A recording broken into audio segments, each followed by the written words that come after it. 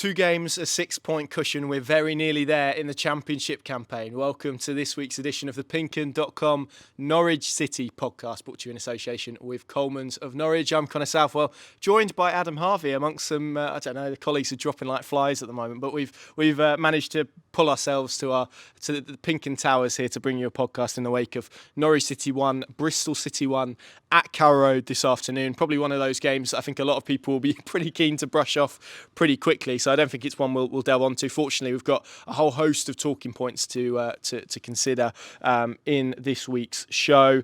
Thank you, whether you're watching, whether you're listening, for joining us, putting us in your ears or whatever. And of course, your support is much appreciated. We're here every week. We do our best to do so, win, lose or draw. And sometimes you have to deal with the hand that you're dealt. And we are dealt with a 1-1 draw in the circumstances that we got today. So there we go. Adam, how are you? Just me and thee. It's an interesting afternoon at Carrow Road today. Yeah, I suppose a twinge of disappointment. I think given you looked at the West Brom result prior to kick-off, there was an opportunity for Norwich to move fifth. I think we've had the discussion about kind of whether that actually means a lot in the sort of wider context of the playoff race. But, at the end of the day, I'm sure David Wagner and these players will want to finish as high as possible, keep the momentum building heading into the playoffs. But I did feel today would be the toughest fixture of the lot they've got left. I know Birmingham, I think they drew today at Rotherham and they might still be sort of hoping to survive on the final day. So I don't really want to be going to St Andrews requiring any form of result, really. But I think, it's one of them where Bristol City were a good side, Norwich were made to work, and probably in the end, point was fair. Maybe Bristol City could have edged it given kind of a few chances they had at different points. And, Angus Gunn, as David Wagner pointed out in his post-match reaction, best goalkeeper in the championship, and he made a couple of really crucial saves to secure a point, which, obviously as we kind of mapped out, given the teams that are below Norwich and the results, that still could be a really big point in the wider, result, I suppose, of this season. So, mixed feelings, maybe a minor missed opportunity, but other results probably made it feel maybe, less of a blow than it could have been. Yeah, it's interesting, isn't it? And I'm going to offer I'm going to peer back the curtain for the viewers, break the fourth wall. But often after a display like that, it's really difficult to put questions to managers and to David Wagner for his thoughts and reflections, because you've only got as much questions to ask really as the material you have, and there wasn't a whole host of material in there beyond Norwich City being slightly off colour. And I did ask him at one point, is this just a performance that in a 46 game season, I think he pointed out that Norwich have played 50 games now this season, I think today was their 50th. Is it just a sort of a game you have to shrug off? And I think it probably is, isn't it? Because of the volume of games, the intensity of games. They've just come through a really hectic period. There's obviously the element that this was the first Carrow Road game after the East Anglian derby. And I just felt there was a kind of after the Lord Mayor's show about it all, even amongst sort of the fans. The whole place felt quite flat. And like you say, add in a Bristol City side who are not just in form, but came to Carrow Road today and I thought did a better job than anyone has done really for a while, maybe since Southampton actually. So fitting that they left for a point. It's I don't know. David Wagner felt it was just one that doesn't need to be overanalyzed. That could be shrugged off pretty quickly. I mean, are you of that view? It's probably a good job that they got this type of performance out of the way at this stage. Yeah, I think given obviously they've got back-to-back home games, a big opportunity again next week. End against Swansea, obviously Coventry and Hull meet each other this week as well. So I think they, could be another big opportunity next Saturday. And you do get these results, it is the Championship. It throws up bonkers results left, right and centre, and you're not going to win every single home game. Norwich have won 8 straight games at home.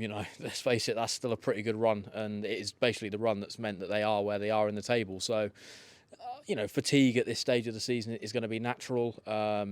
We've kind of had the discussion around maybe limited options off the bench at different points, and these players being pushed to their match sort of minutes and their sort of stamina's being tested, I suppose, at this stage. And they've had obviously a week since that big result over Preston. I think that maybe now looks like a really big result in sort of the playoff chase, given that that was a massive 2 extra points that Gabriel Sara earned them at Deepdale. And you look at now the table and where Norwich could have been if they didn't have those extra 2 points. They'd be on 70. Obviously Hull would then be on 66. Win for them during the week against Coventry, and they're 1 point behind Norwich. So then it becomes a little bit more on edge, and I think that's not a comfortable position that anyone would have wanted to have been in. But I think what they've done is being consistent, and you will get these results, and a point's better than none. So I think that's probably the way you've got to look at it now, heading into 2 more big games, but I think 2 very winnable games on paper.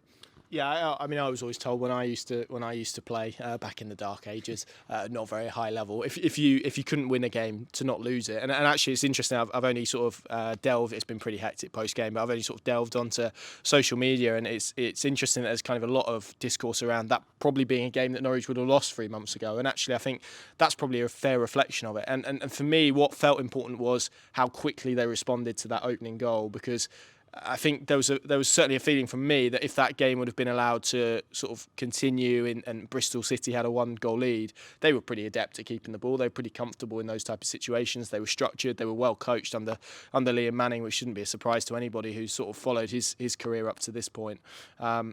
It probably shows where this squad is from a mentality perspective, that they were able to respond so quickly. Yeah, I mean, you kind of go back to those moments, maybe the last defeat at Carrow Road, that Blackburn game, and just how easily they folded under the pressure. And let's face it, Bristol City were a good side. You know, we mentioned it. You know, they created a lot of opportunities. They cut through Norwich at different points. Their press was excellent, and they are probably one of the most impressive sides I've seen at Carrow Road all season. And you know, I think Norwich, for large spells, probably still managed to nullify them. I know, obviously, they had these opportunities, but you know, they had obviously the players at the right time in the right places for blocks. Gunny obviously saved them a few times. The crossbar, of course, as well at a couple of occasions. So, yeah, I think it's one of them where you've got to look at it and go, you know, as you say, you know, I think it probably would have been a game, go back, you know, to that kind of run in November. They would have lost probably, you know, in a similar vein to what they've done against Blackburn. So it has come a long way, and it could still, you know, be a very valuable point in the wider sort of run-in for this season. Yeah, I just got to brush it under the carpet. I think David Wagner was of that opinion, and I'd probably be of that opinion. I think most people on socials are not being sort of overly reactive to it either, in the sense that they can see it. You know, it's just they've had a difficult run of games. They've come through them. They've still put themselves in a good position, and they're still in, you know, the driving seat. And that's where you want to be heading into these final 2 games. You don't want to be a Hull or a Coventry where, you know, all right, they've got these games in hand, but the reality is it's still in Norwich City's hands. If they get more points or match the points of those sides, they'll be the side that's in the playoffs, you know, heading into the final day. So, yeah, disappointment, but let's, you know, rub it under the carpet, or push it under the carpet, and move on to next week.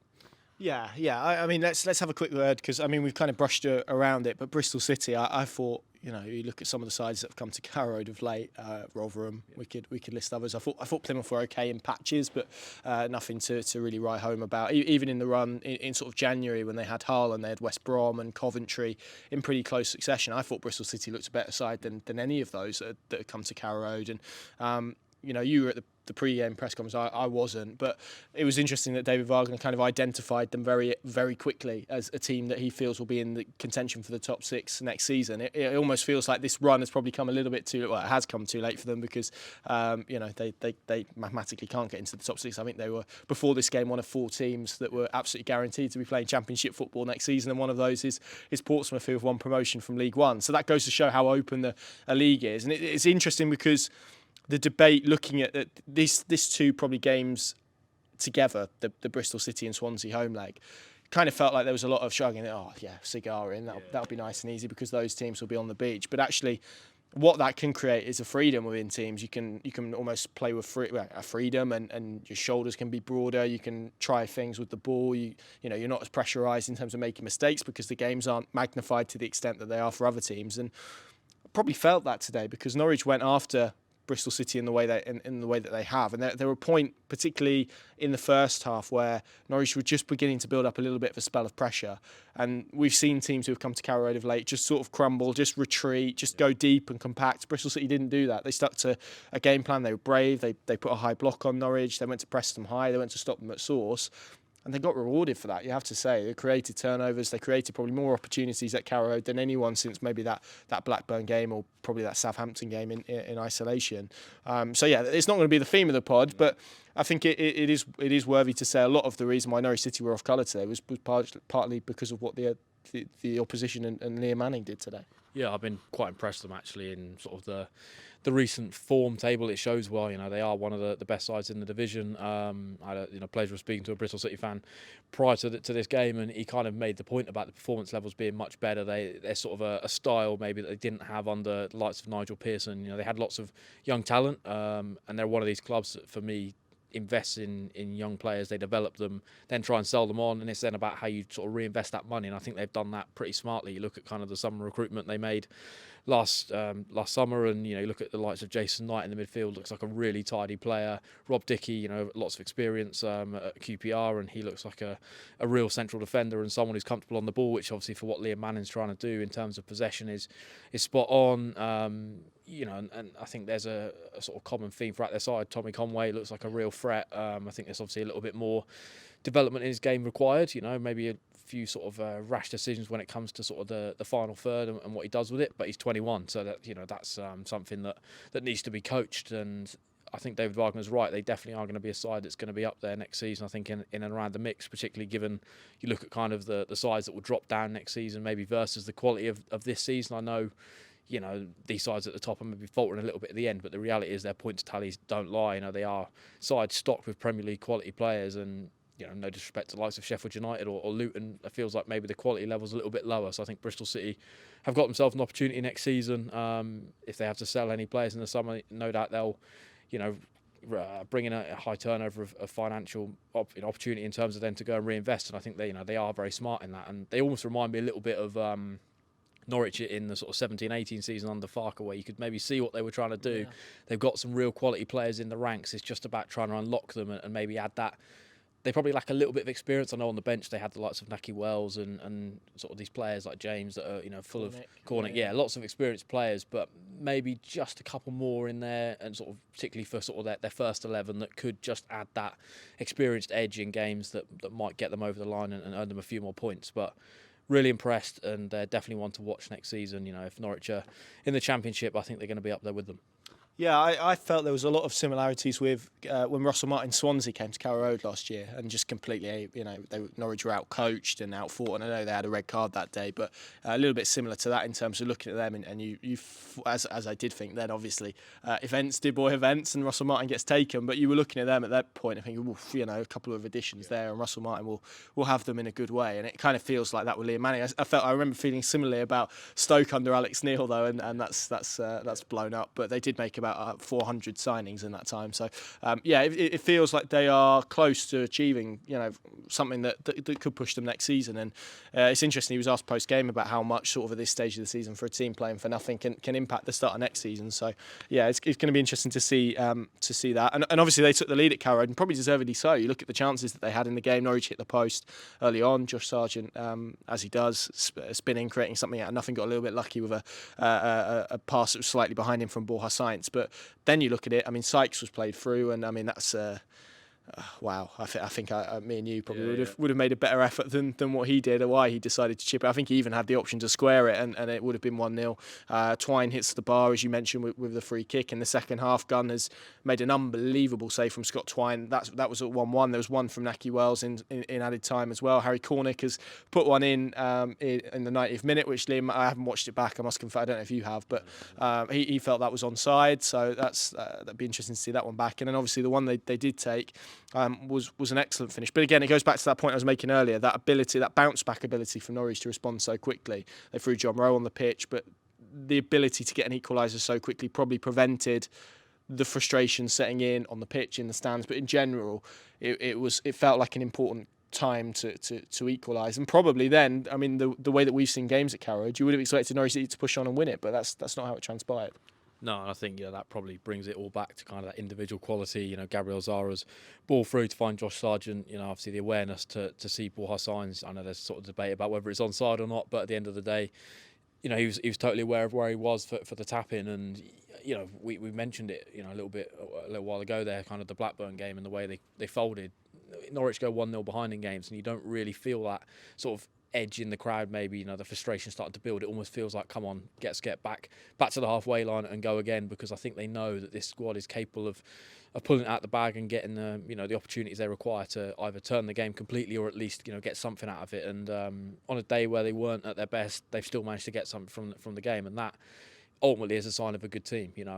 Sides that aren't playing consistently well week in, week out, but they know even when those moments come and they don't perform to the levels that they're capable of as a squad and as a group to to get those points. I think that probably lends itself back to the experience element in this side. You look at the likes of Ashley Barnes, Shane Duffy, Danny Bart, even off the bench, those kind of players which were added, and I think rightfully so. There's obviously been levels of criticism about that, but I think certainly from last season where this young squad maybe towards the end of the season, they went 1-0 behind. It felt like there was inevitable. That was game over. They were going to go and lose 2-3-0, as that Swansea game, documented, and there's plenty of other, sort of times in that. Maybe the Blackpool last game of the season, Middlesbrough. They were it was just very tough watching. This feels like a group, with those leaders that is able to, get back sort of on the horse and go again. And that's probably credit to the recruitment maybe in terms of those players. Obviously that's not sustainable for the long term, but I think certainly then when you look at these younger players they've got in the squad, they're going to learn a lot from that. And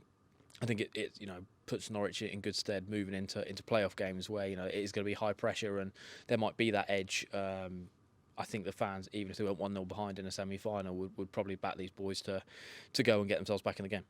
Yeah, I'm pleased with what you said earlier in terms of the reaction from the fans, and you're right. I mean, there's been results, and Sheffield Wednesday is probably the most recent example where Norwich have drawn a game or they've dropped points, and it's felt like the end of the world a little bit. And particularly after Sheffield Wednesday, I thought it was very harsh how much of it got directed towards David Wagner because we were both at the game. The opportunities that Norwich squandered, that should have been that game out of sight. And I'm sure that that Bristol City maybe feel the same today with the chances that they've been able to construct.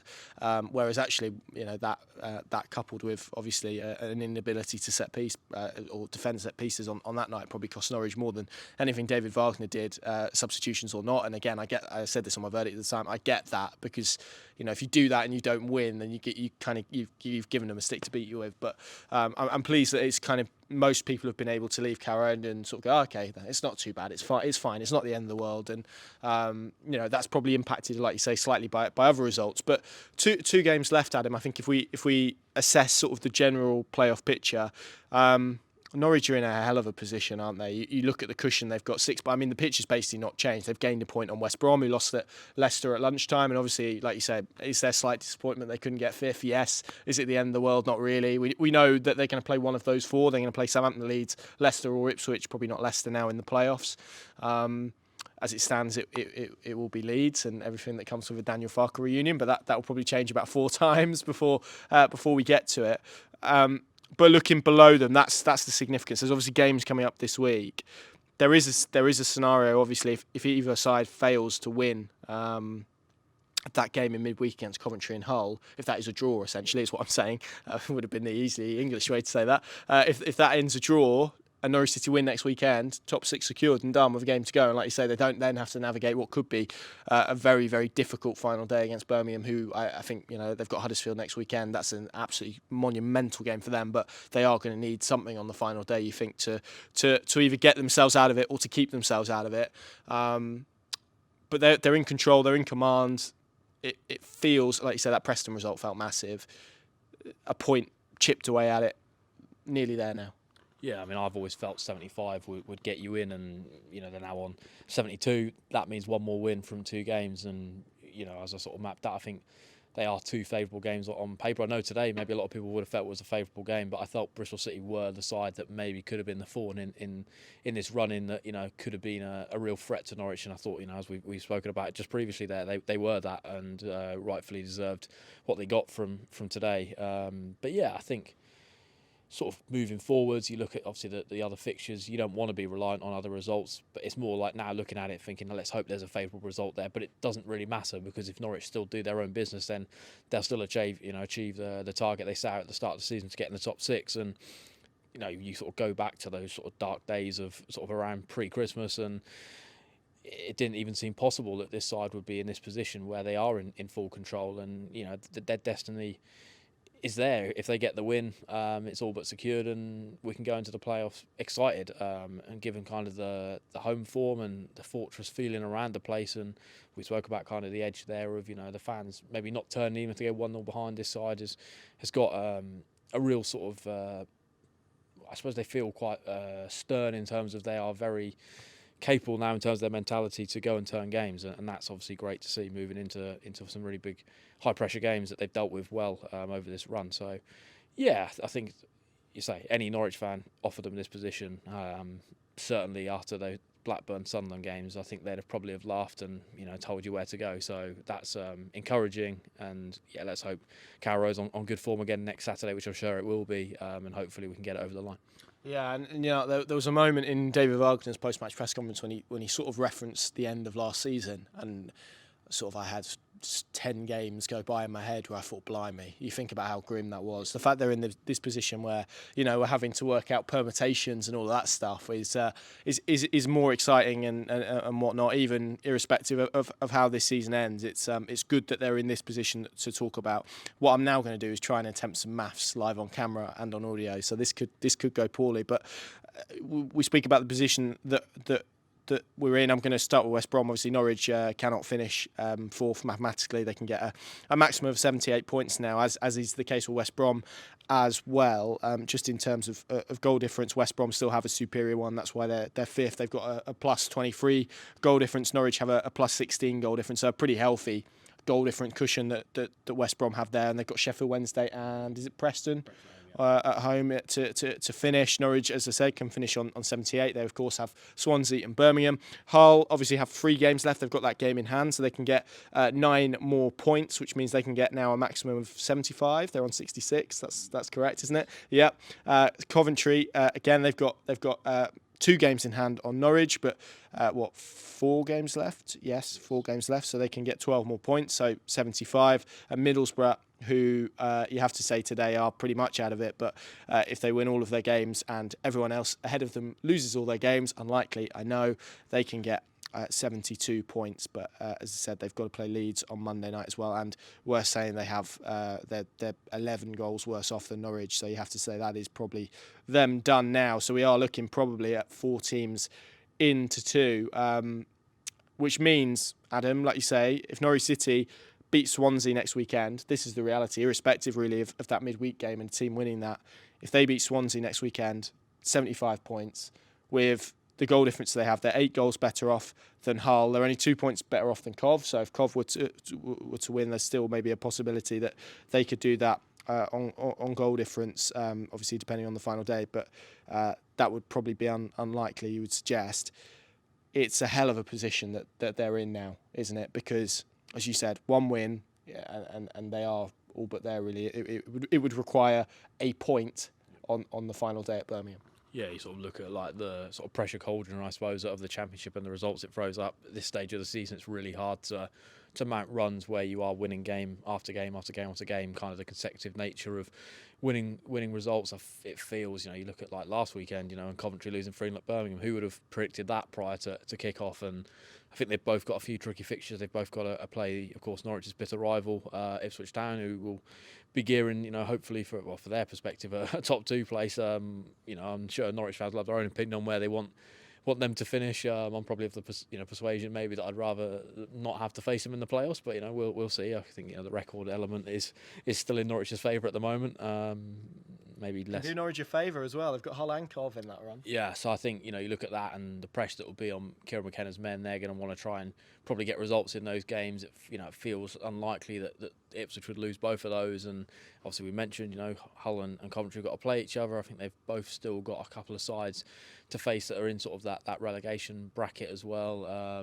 So I think it just feels quite tough that they all both win all their games. In reality, even if they both win all their games, if Norwich win 1 game, they still will be level on points with Norwich, and the goal difference obviously would come into play. But Norwich is significantly better than Hull's, and Coventry, I know it's a lot more close, but I think if it's boiled down to it, I still feel Norwich would have enough in the tank. But yeah, I still feel they'll get 4 points from the next 2 games, and that would all absolutely mathematically impossible then that either of those sides could catch Norwich. And as we said, it's all about being in control. They are the team in control, and they don't feel like a side that's folded under this pressure. You look at kind of Hull; they folded a bit under that sort of I suppose expectation maybe when they looked at the signings they brought in January, Carvalho, and they've still got the likes of Philogene there. I know they've had the lap out injured for sustained spells of this season, but real quality players.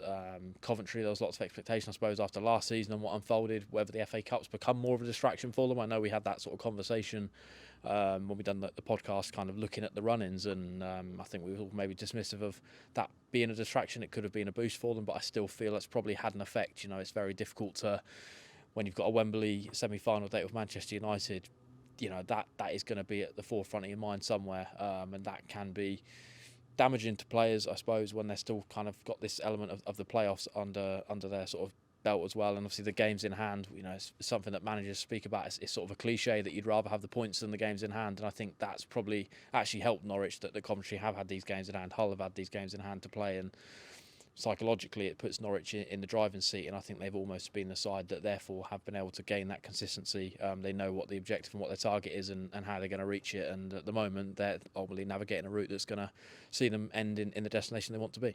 Yeah, and like you say, the position that Norwich are in, they've got to basically, as you said, get to what, 76 as it stands. That's what they'll need at an absolute maximum. So they probably won't even need that, to be honest. And the reality is they are so close now to securing that. I mean, we spoke about fifth earlier. I think that's worth a little bit more of an in-depth conversation. I mean, does it matter that much to you? I think statistically you've probably got a higher percentage of gaining promotion from the playoffs if you finish fifth. And look, if you want an omen, that's where David Wagner finished with Huddersfield when he took them up in 16-17, and they had 81 points, I think. So Norwich are going to be a little bit shy of his Huddersfield team.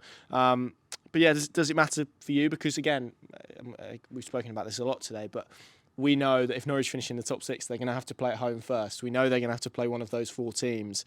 Does the dynamic change that much? Does it give you any kind of psychological boost finishing fifth as opposed to finishing sixth?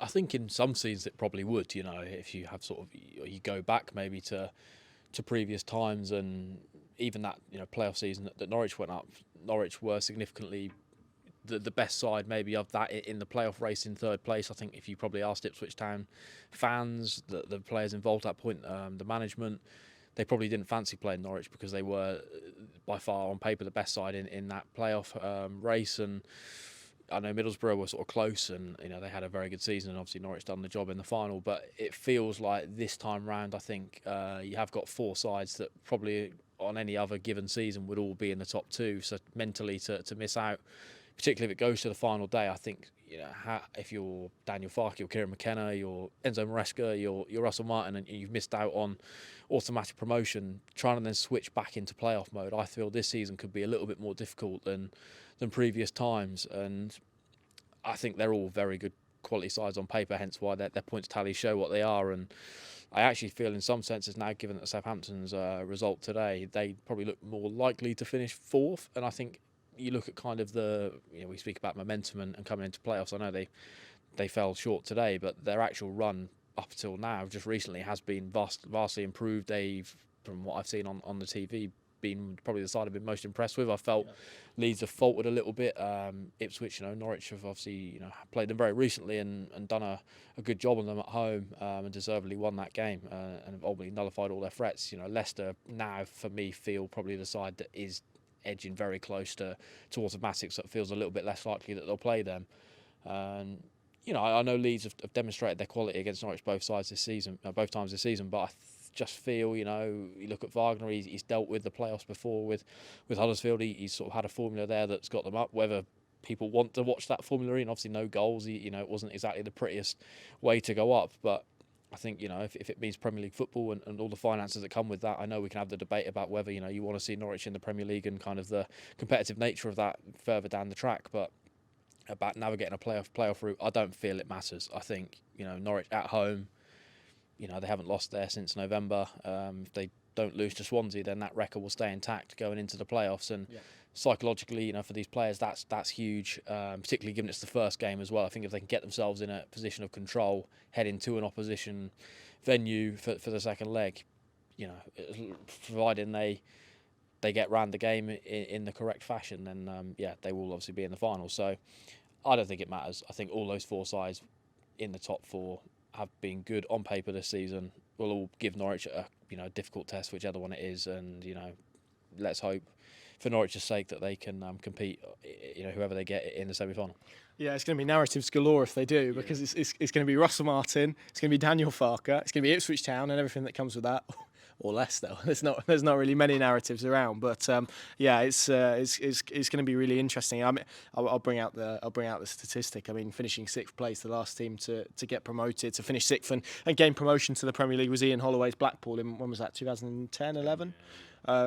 So that's a long time, even though that, we kind of, and I think there's a lot of urban myths around the playoffs, but it feels like a little bit of an urban myth that, these teams that creep in with the momentum go on and win it. Actually, the statistics tell you that isn't the case at all. Often the best team in the playoffs wins them, as Norwich documented the year that they went up. They finished third, didn't they, in that year? And there was a lot of talk about whether, missing out on automatic promotion would affect them negatively. It didn't.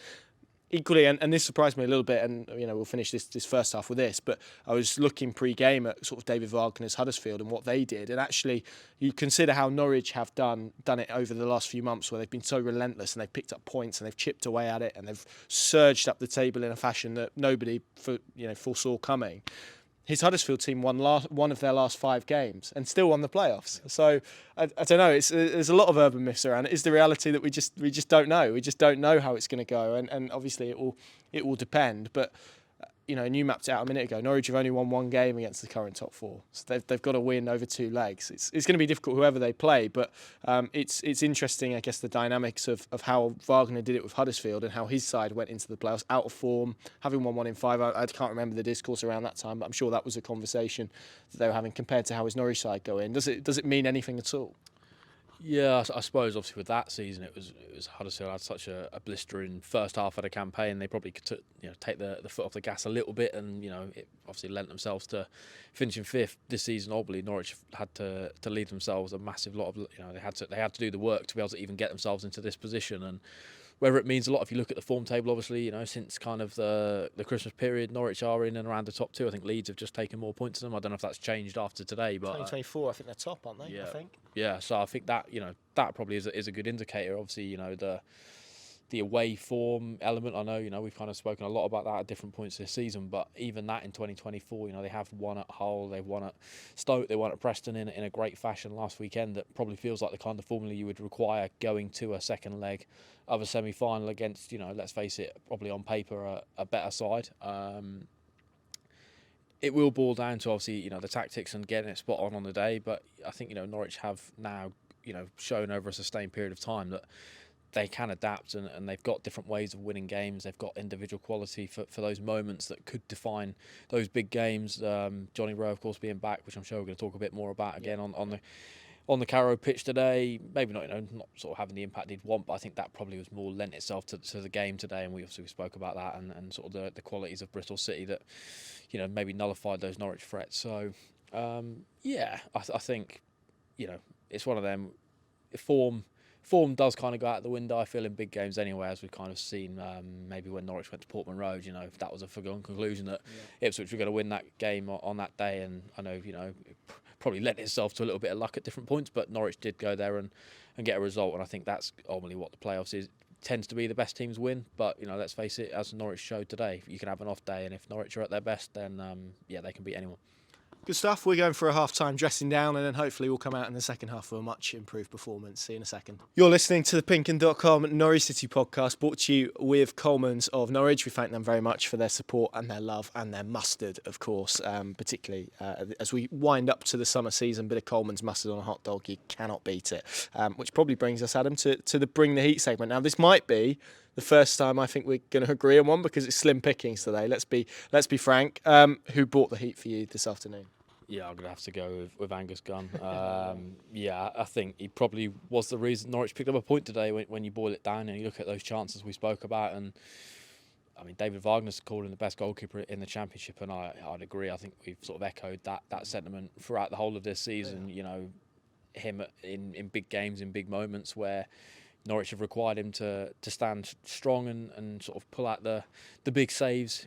He's delivered on pretty much every occasion. I can't really think of many times this season where he's even cost Norwich points due to sort of errors or anything of that nature, which maybe had been a criticism of previous goalkeepers. I think Tim Krul's an absolute legend and done some amazing stuff, but there was moments in times where Norwich were in big games under pressure where maybe he did, sort of concede an error that led to a goal. So yeah, obviously we'll get into the debate about whether Norwich can keep him next season, and I suppose that will depend a lot on where Norwich are in terms of which division, and if they can persuade him to sign a new contract, of course, and because he's heading off to the Euros of Scotland, and if he performs well there, there's going to be interest. But for the moment, let's enjoy him. He's a top class goalkeeper like his dad was. Not that we had the pleasure of watching him, but you only got to go back and go through the clips and that. So he was excellent today, and he deserves a big pat on the back from all the rest of his teammates, because he was crucial today in earning the point. Yeah, I hope he's not got to pay a drink in the players' bar post game. That's probably not a thing now with sports science and all of those and hasn't been probably for about a decade. Yeah, I thought he was excellent. I mean, the second set, or the save from Twine. I think everyone inside Carrow Road and probably on the pitch, and probably Scott Twine, felt that was going to be a goal, and 2-1 to Bristol City to get himself up and in position quickly to push it around the post. I thought it was quite a poor finish, really, actually, in truth, but he still had a save to make, and he made it, and it was exceptionally good when most keepers would have struggled. And I think that's a really good point, actually. You think about how many points he's probably lost Norwich compared to how much he's won them. He's probably won Norwich an incredible amount of points. I go back to that Coventry game and the save from Casey Palmer, and we could list countless others this season. In fact, you look at maybe the results without him compared to with him. He's been exceptional, and he's probably, he's not going to win Player of the Season, I don't think, but he should be someone who is up there, absolutely. And I think if I was Ben Napper, getting him on a new contract, and can you build your team around a goalkeeper? I don't know, but definitely building the team outward from him. I think he's one that you would want to absolutely nail down in terms of long term, and that security that he gives Norwich, the affiliation he has with the club. He's exceptionally good, and equally, I don't think anyone could blame him if he felt that he was ready for a challenge in the Premier League if Norwich were not to get there. So yeah, I agree with that. I would throw in an honourable Bring the Heat mention for Jack Stacey, who I thought has been consistently very good for a while, but I thought he was Norwich's other top performer today, just in terms of his recovery running, his running forwards, his energy, the athleticism that he has. He causes teams real problems. He stretches them really well. Another really good performance from him this afternoon as well.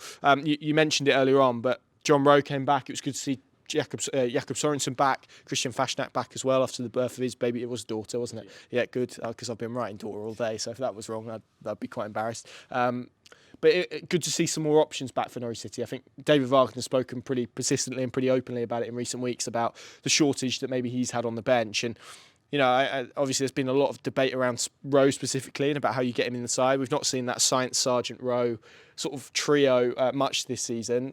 We probably didn't see it to the full extent that we'd want to today, but there were little signs, little moments, sort of interchanges and whatnot that were quite exciting. It just brings the competition level up, doesn't it? But particularly, not that there should be or that there necessarily would be with this group, but if there's any complacency, if you're Borja Science and you've got Jonathan Rowe on the bench, you know that you're going to have to turn up now. And that's a really useful trait to have this stage. So as much as we're talking about Norwich kind of timing their run in terms of momentum and getting into the top six, actually having players back as well, they've timed that run really well. Yeah, I think you could probably as well see maybe the fatigue setting in a little bit in sort of the game at Hillsborough, where they've sort of, for the last 15 minutes, it felt like they were sort of under the cosh, and you didn't really have the players to come off the bench to maybe impact that and sort of take the strain away. It's crucial as well. You sort of look at last weekend and Johnny Rowe's impact in that. I know he didn't have direct involvement in the goal, but he was crucial in terms of just tiring defenders. He was running at them. We know the quality that he's got, and maybe we didn't see that to the full extent today. But I think that obviously, as we've said a lot, is to do with the qualities that Bristol City showed. But he obviously did have a very good moment in the second half, pulled out a really good save out of O'Leary, and I think the more general feeling around the place as well. You saw him, warming up there on the touchline, sort of first half when he came out to do his warm ups, and big smile on his face. Big smile. He was sort of jeering up the Barclay and the Snake Pit that were, of course, singing and serenading him. And I think that feeling that you've got more options off the bench, I'm sure for David Wagner is a good thing. We've obviously had the wider debate around whether the younger players on the bench, could they have been given more opportunities? But, I think given that Norwich couldn't really afford to slip up, and the consistency of needing results at this stage of the season, it's difficult. I think if you're a side a bit like Bristol City that, haven't really necessarily got anything to play for, you're looking more for the future. Maybe you've got more opportunity to utilise that. I suppose Norwich sort of saw that a little bit last season when he threw in Abu Kamara at different points, and those kind of players that we haven't really seen in this run. I know Abo got a few moments in sort of the big winner against Rotherham, and then obviously Finley Welsh, they were 3-1 down at Borough, down to 10 men, probably game over. So yeah, I think it probably helps the players on the pitch that aren't then going to be pushed for the full 90 minutes. But you've also then got the sort of similar quality players you can bring off the bench, and we've seen the impact of those players. Fashnak scored them some really sort of vital goals at different points off the bench this season. Look at Hull away, where you sort of put the ball in the net for 2-0, and obviously Hull then went and pulled one back, so that was effectively the goal that sealed the win there. couple of home games against Watford and Cardiff, he was pretty instrumental in scoring. I know those games were more sort of comfortable victories, maybe less so Watford, but sort of just that impact off the bench. Maybe didn't have it today, but yeah, Jakob Sorensen, I think we've seen, in recent times, there's been kind of a clamour maybe for him to consider signing a new contract. I think the injury element, is kind of his fitness more generally is up for debate and whether that's worthwhile. But certainly in kind of that run where they won at Stoke and they won against Rotherham, he was, a crucial part of that and played well. So, yeah, I think for David Wagner, that's good to have, especially going into these sort of last couple of games, and you can maybe just get that little bit more, extra fitness into their legs, and they've got a few clean weeks now in terms of training that will help them, of course, in sort of their full recovery, I suppose, and getting back to full match sharpness. And I think that bodes well if David Wagner's got plenty of options going into the playoff games, particularly the key players. Obviously, that is crucial in these last two games. They cannot afford an injury to Gabriel Zara, Josh Sargent, Boassigns. You could go through the whole 11, really, any of them. Yeah.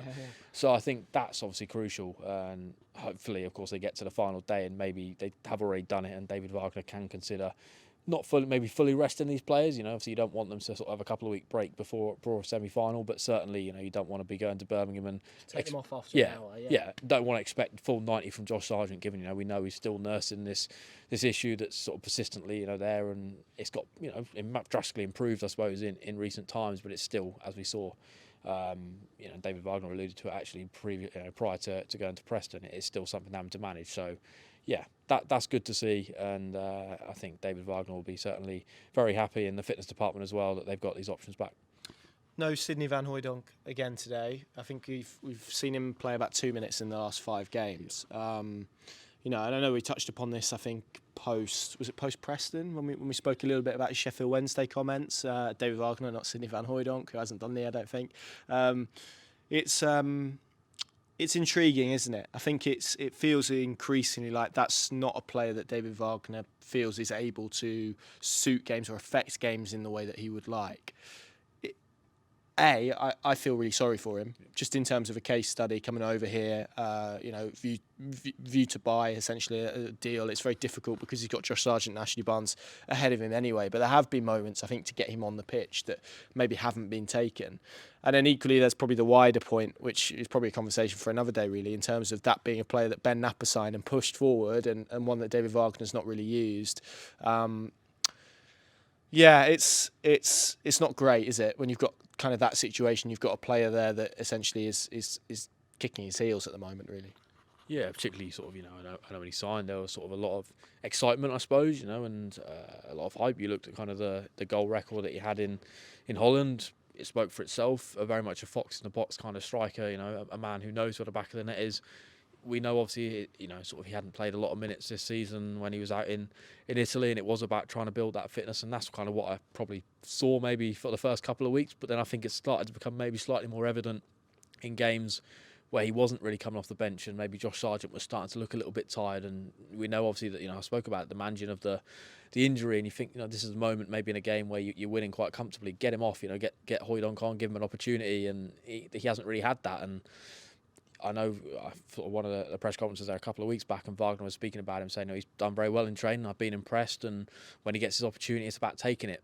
But he hasn't had an opportunity. So the reality is, if you're Ben Napper and you're looking at him as a player, and you brought him in and you want to assess whether he's someone you want to commit to for a longer term deal, we've not seen an actual sample and sort of a real bulk of evidence to suggest you should go either way, and it could be an opportunity missed if he goes to another side in the summer and kicks on. And you look at it as one thinking, we could have had that.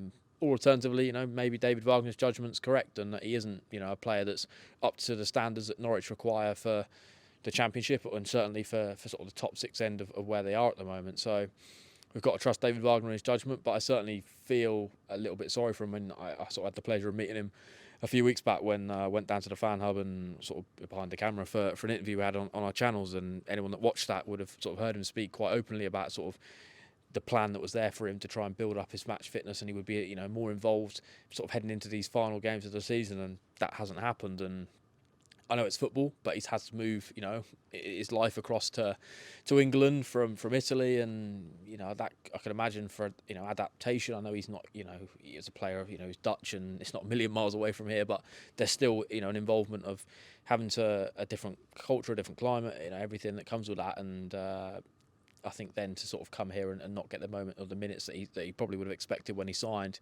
is probably disappointing. I'm sure him and sort of his agents and those involved in him as a player will probably be a little bit disappointed, and they'll reflect on this as a real sort of maybe not the right loan move for him and for his career, but yeah, of course, hopefully for him he can go and kick on somewhere else, but it increasingly feels to me like a player that won't be here next season, certainly not signing on a permanent. And I think probably looking at it as well, you look at kind of Adamida and the impact he was having at the sort of first half of the season. He was actually a player who was visibly coming off the bench in games and making an impact.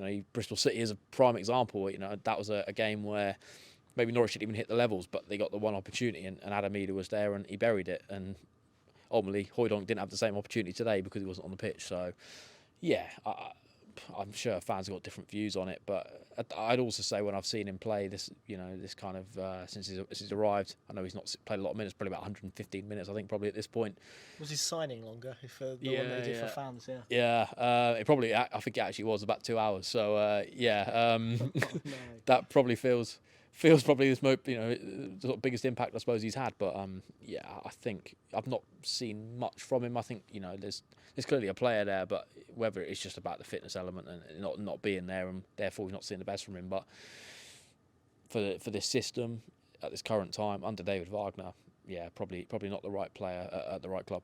Yeah, it just doesn't feel like he suits what Wagner wants in terms of energy and physicality, and from what we've seen, very limited, but it doesn't quite see that he's able to offer the same that maybe some of those other players have. Worth adding as well at this point, in terms of other news, Steve Weaver obviously is set to depart the club at the end of the season. This is something he's been mulling over for a while, as I understand it, I think Norwich will take their time, obviously, over any sort of replacement as they can do. They've got bigger fish to fry, quite frankly, at the moment with promotion and whatnot, but I've written a piece on it. We spoke a little bit about it in the preview show, so you can have a more in-depth conversation there, but clearly a very important position. I'd like to see Norwich go external with it, just because there's nothing wrong necessarily with pushing someone up internally, but I think it would just be good in terms of Ben Napper's position to almost stamp his authority and what he wants to do, to get someone aligned with what he wants to do, which he said is to push young players through. I think that is a position of real significance, as is head coach, as is head of recruitment. I think those three really you look at as being really significant for a sporting director, particularly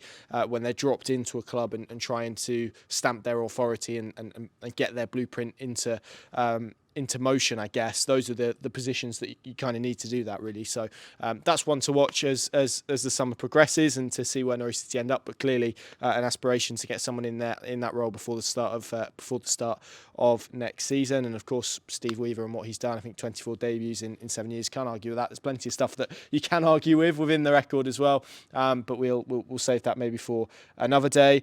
We're going to end the pod in a moment by doing our top three for player of the season, because by the time that we record next, that top three will have been done. I just wanted to have a quick discussion, Adam, and you mentioned it earlier. I can't remember where I saw this. It might have been the scrimmage, BBC Radio Norfolk, where I saw Chris Reeve speaking about it, about people who say, and I've had it a lot, people have come up and said to me, or they've messaged me, or I've got family who said, I don't want Norwich to go up anyway. So I think there's two parts to this debate. So I think there is the competitive part, I'll say, in which case, I think that's a little bit of a non-argument, because and we're all football fans. I think you want to see your team competing against the very best that there is, even if that doesn't end very well, because you might get a Man City at home. You might get a moment that, defies all logic, and, is a moment that I will talk about that Man City result forever. It's the first game I did in this job, so that helps. But in terms of the magnitude of it, the feeling of it, the David versus Goliath nature of it, incredible, absolutely incredible. So from a competitive element, I don't think it's a debate. You and any football fan, whether they support Kings Lynn, whether they support anyone in the National League, their aspirations will be to get to the Premier League, of course, because that's where everyone wants to be and everyone wants to compete. So I'm less keen to approach it from that angle, because I think that's a little. If you polled 100 football fans, would you rather play against the best teams? They'd say yes. So I don't think that's a debate. But I think what is a debate, and this obviously is something that has been, I think, brought to the forefront this week because of everything that's happened around FA Cup replays and the nature of how that deal has been done, supposedly according to the EFL, without consultation of that body and those clubs and even some of the people that sat on the boards that matter. And that could have been Zoe Webber, I think, if certain voting would have gone slightly differently.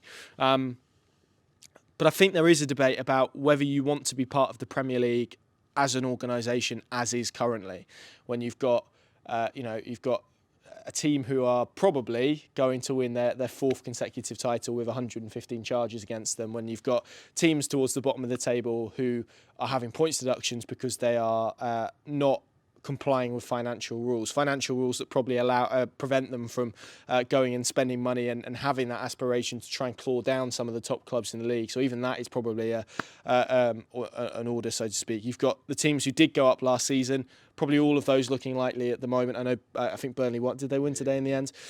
Looking likely to come down again. And obviously that's not to say the EFL is perfect. There's challenges within that. They haven't dealt with ownership issues well enough. There's clearly a parachute payment that a lot of people want to have, and the fact that you look at even at this season, the disparity between three of those teams, obviously Ipswich thrown in there as well, which makes that, I think, an incredible achievement even from a Norwich perspective, the fact that they've been able to keep pace with those sides. So I'm keen to approach it in that kind of light, because for me, I think we all like to think that, particularly with Norwich and the type of club that they are, that if they got to the Premier League, it would be different. They'd swim against the tide. They'd do it differently, and it's easy to say that when you're out of it. I understand why they haven't, and I understand there is an argument about FA Cup replays, but it would have been nice if Norwich would have been one of those clubs that issued a statement, kind of bemoaning the fact that's happened, and even the morals around it in terms of the backroom deal that was done. So for me, I feel, and it's been, I think about it constantly, really, which probably shows I've got no life. But obviously, it's a situation this week which has probably become a little bit more prevalent because of what's happened elsewhere. I feel really worried about the state of football at the moment and the general direction of travel that it's going in. And I go back to a Gareth Southgate quote when he was appointed as England manager. I think he said something along the lines of, I love the game, but I hate the sport and the business and what it is. And I increasingly feel the same when you look at the way the game is heading, where people are owned by some very questionable people and some very questionable organisations at the top level. I worry about that. I worry about what that means for Norwich. I worry about what that means for football more general, because that aspiration just doesn't feel there. So I'm keen to sort of distill, and I'd love to get people's thoughts on this as well, because again, I'm trying to separate it, because I think a lot of people make this about the competition, and I don't think there's a competitive debate to be had, but I think there is a debate about the other stuff. How do you feel about the Premier League and football in its current state, and maybe even the FA Cup replays as well? Yeah, I think the gap has probably been demonstrated more than ever this season. You look at kind of the Sheffield United struggles, the Burnley's struggles. I know their man Luton have maybe got a very slim chance due to the fact that Nottingham Forest and Everton have both been deducted points, but it's just become a massive money ball really at the top. And I think you look at Norwich's situation, and could they go and compete with these sides, in terms of financials? Definitely not, and then it is about trying to be smart, and I think that's probably where the Brentfords and the Brightons of the world come into it. They have had to do things differently, but they've done it successfully, and that's ultimately put them in positions where they are now competitive in the top flight, and that's been in more recent times, because I feel, I had this conversation actually with a friend of mine this week. You go back maybe like a decade ago when this Norwich team went up under Paul Lambert.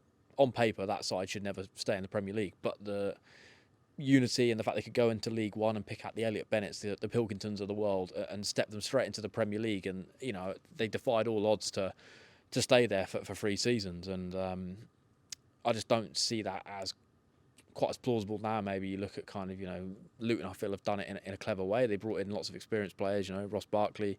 They've also brought in a lot of top end Championship players that maybe if they drop back down, they're in a good position to try and go again. But for Norwich, it probably is just the financial gain of being in the top flight that becomes the driver maybe of being there, less so for the enjoyment of the fans, because I think you sort of look at the moments this season and the Ipswich game and late winners at various places. the joy that brings and for the mood, I think it is significantly better than going to, times maybe in previous Premier League seasons where you've gone to Crystal Palace and lost 3-0. That on the pitch, even those sides in the middle bracket of the Premier League are, a long way away from Norwich now. And I think, competitive wise, any team ultimately, we see it in the FA Cup. There's always shocks. I think on a one game, Norwich done it against Man City in a one game scenario. They could probably go and conquer, but over a wider season, I think it becomes far more difficult to do that. And that's obviously up to fans to whether they want to see the best players in the world. I personally would love to go down to Carrow Road today and watch Kevin De Bruyne, Erling Haaland. I think that's the point. I think most people would. Yeah. I don't think that's sort of the debate. I think it's more like if you got, it's everything that comes with being in the Premier League. You get everything gets VAR'd to death. Games are being decided electronically. They're not in the EFL, and okay, that means sometimes you have to accept the type of decision that Rotherham had to give away against West Brom, which was absolutely ludicrous. But or even Bristol City Huddersfield, the one that they had, that may well end up costing Huddersfield greatly in their battle for survival, where every game is sort of broadcast, and you don't know what day of the week you can kick off on a Thursday night, but very rarely Saturday 3:00. You're kind of kicking off all over the place. So even sort of fan welfare in that extent, it feels more like a sort of reality show than it does a football calendar. And who knows, maybe the new EFL deal with Sky will create that as well, because it's going to create more broadcast slots as well. So that's kind of more my point. It's everything that's associated with the Premier League, and that I find very difficult to feel excited about. The competition and facing Kevin De Bruyne and testing yourself against Erling Haaland, absolutely, bring it on. But the rest of it, I just, that feels really unpalatable to me compared to maybe the alternative, which I have to say again, isn't, we're talking about sort of rolling things in glitter here, but I feel a lot more excited about a 46-game championship season than I do about a Premier League campaign. But that's just me. Some people may feel different. Yeah, I think the Premier League is such a saturated place to be in terms of, you look at, you boil it down to the fans, with respect, you go to somewhere like Old Trafford, it's not a big atmosphere, and it's, there obviously is the element of, you get these big names. There is going to be an element of tourist fans that will go there just for the one game to watch said player, where, let's face it, if you're rocking up to Luton, everyone there is fully behind Luton. They're Luton fans through and through. They'd have been through the tough times of the National League. They've then seen their club rise to the Premier League, and I think they have a different outlook maybe on football and then sort of what they want to see their team. They want to see their team compete, obviously, and that's what we've mentioned. But I think probably the general feeling around the Premier League, and it probably does need sort of these decisions that, to almost go in their favour. You look at kind of the points deduction, I suppose, of like Nottingham Forest. That's kept it alive, basically, and that's sort of my point. The way it's going, it feels to me like it's like you get up there. It's like a kid in a playground when you're playing in a playground with a load of bigger kids who have got more authority and probably are more popular than you, and they let you go down the slide once, and then by the time you get to the bottom, they're kicking you and throwing sand over you and whatnot. And I don't know. It'd be interesting to get other people's thoughts on that, but I don't think it's a if you don't want to go to the Premier League, it's like this sort of massive crime, and you hate competition and all of that element. I don't think it's about competition. I think it's about the Premier League more generally and the state of the game more generally. And we could host about 4 different podcasts on that, so we'll probably cut that here. But I'd love to hear people's thoughts, whether you're watching on YouTube. Comment below about kind of what you feel about Premier League promotion in a wider context, not just in terms of would you like to play Man City, because obviously everybody would, but how you feel sort of about Norwich City's place in that particular ecosystem and all of those different elements as well. And there's probably some morals involved in that as well, and how you feel on that front. Let's end the pod then with player of the season, because we're at that time of year. I think voting is closed now. Westy won fan of the season, of course he did. I mean, he's off to Gran Canaria. I think we're going to have to go for his agent now if we want him, aren't we? I mean, he's that popular now, isn't he? Yeah, I was going to say, if you have any spare room in your luggage, Westy, and you want to put me in it, then I'll happily oblige. But yeah, no, he's a deserving winner. Obviously, what he had to receive online, wrong on all levels, and it shouldn't be the case. We're all football fans. We all have different views, and we should just accept everyone for their views. And sort of I suppose the points that were picked out against him, just on a sort of level completely wrong. And I'm glad to see kind of obviously the response that got, and it's picked up, and credit to those that were in positions to pick out his fundraiser and put it to a wider audience, and obviously the greater good of football won on that occasion, and he's certainly been a massive winner from it as well, and rightfully so. to be, I think he was like a community hero. He's been at Wembley as a VIP guest. Obviously one fan of the season now, and what underpins all of it is he's raised £60,000 for a really important charity. I'm sure plenty of people watching. I know I personally have also been, I've had cancer involved in family and friends and stuff, and we all know how horrible it is, and the impact it has on individuals, whether it's them that's got it, or their families, more importantly as well. So massive credit to him. He deserves it, and hopefully he enjoys his trip to Gran Canaria. As David Wagner said, take the sun cream, because I'm sure it's going to be warm. Yeah, do you know my favourite bit about what is a wonderful video on the club channels is when Wagner walks in and Westy says to him, "You're doing a good job now." I like that. It's just a line. It was very funny. But yeah, pleased for him. What a guy. And what I would say to him is, don't forget your humble roots here at the PinkUn Westy, and we'd still absolutely love to get you on various fan interviews that Sam does pre-game. Just finally then, Adam, let's do that top three of player of the season. We're probably going to do less debate around 3 and 2. So I don't know if you've got your 3 in your heads, but what we'll do is you go 3, I'll go 3, you go 2, I'll go 2, and then we'll have a little bit of a chat about who we think is going to win it. So do a drum roll. I'm doing a drum roll action for people listening. Who for you finishes 3rd in the player of the season conversation?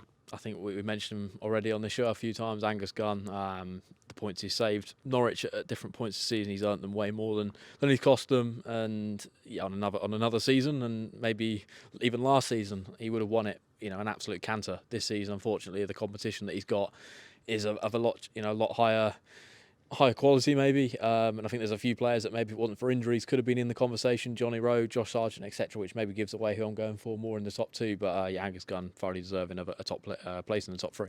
Yeah, I agree. He makes my podium. This is probably where it's going to become obvious who we've picked. Second, who are you going to go for? Yeah, I think we had to pick our top 3 for the paper a few weeks back, and I maybe went against the grain and went for McLean as number 2. I think his consistency in terms of performances this season, irrespective of where he's been asked to play, he's been deployed at centre back, he's been deployed in central midfield. There's been times in his Norwich career he's had to play at full back, maybe not this season, but certainly at other times, and he's always just got on with it. And always put a solid performance in, 7, 8 out of 10 every week sort of thing. And I think the leadership, his loyalty to the football club, he's more than deserving of a place in the top 3. I know he's never won it before, and if he won it this season, hands down, he would deserve it as well. But I think the man I've picked at the top is for different reasons, which I'll come on to in just a moment. But Kenny McLean number 2. Even as you're talking, I'm changing my mind. I don't know. It's so. I think this is so close, and I think you can argue it. It probably comes down to what you think is player of the season material. Because if you're going for consistency, and if you're going for leadership and intangibles and all of those elements, then I think it's Kenny McLean. But in terms of pure quality, I think it's very difficult to now construct an argument against Gabriel Sara of what he's done this season. And was it 24? Is it 24 goal contributions, higher than James Maddison, who won it that season? Again, slim pickings. But yeah, I think I'm going to stick to what I put in the paper a while ago and go with Gabriel Sara second. But I feel even dirty saying that, to be honest. It's really down to personal choice. And so that means I've got Kenny McLean winning it for all of the reasons that you outlined. I think it's the best season that he's had. I think he's obviously had to fulfill a role in centre-back. I know people are going to shout in terms of statistically he's maybe not quite been there, but I think you have to look at consistency, importance, the role that he's played, the intangibles that he has, the leadership that he's offered, the importance to the side. And by the time I throw this microphone over to you, I will have flip-flopped again and gone for Gabriel Sara. But I've locked it in now. Sara 2, McLean 1, I think, which means you've got Gabby Sara winning it, which, again, I can't argue against. Yeah, I think I went for this a few weeks back, which at the time, I was, even now it's still a debate in my head, but I think the individual brilliance of that player, obviously it'll be back-to-back titles for him if he picks up the Barry Butler Award. And I think this season he's more than merited it. The goal contributions you mentioned, Championship team of the season. He's involved in that. He's been nominated as he won Championship Player of the Month in August. He was nominated again a few months back. He's in the Goal of the Month competition for March. Oh, he's going to win that, isn't he? It's just, I just look back at sort of the moments of quality. Last weekend, he's earned them 2 points because of the ability to do what he's done. And I just think over the course of the season, without him, this side is nowhere near it. I think McLean, is a crucial cog in it. But I just think if you took him out of this team, could Norwich still function and be in and around the top 6? Don't get me wrong, McLean, fully quality. I do not want him out of this team. But I think, for me, if you lost Sarah out of this team, it's a much bigger blow than McLean. And for those reasons, I've just gone for the Brazilian. Oh, I think you've won me over. I think in my I think either could win it and either would be worthy winners. I think it'll probably be McLean. It's my feeling, but I think those are the top two, and then I would go with Angus. Again, if John Rowe would have had a full season, if Josh Sargent would have a full season, I think it will be a different conversation. But our conversation is done. Adam, thank you very much for joining me. Holty's been providing some extra company to my right. Thank you all very much for watching and for listening as well. Plenty more content available over at PinkUn.com. Give us your thoughts on the Premier League conversation. Give us your top 3 for player of the season as well. We want to hear it. You can obviously get in touch with us via whatever medium you're on at the moment, via socials, all of those good stuff. You know where to find us. We've got a Football Manager competition, which we spoke about last week. That is still open until later this week, the 26th. All of the details will be below this video, and also we're on last week's podcast, and I think the team use video if you're looking for something a little bit more recent as well. Enjoy your week. We'll shrug off this Bristol City stalemate pretty quickly, and then all steam ahead to Swansea. Thank you. See you soon.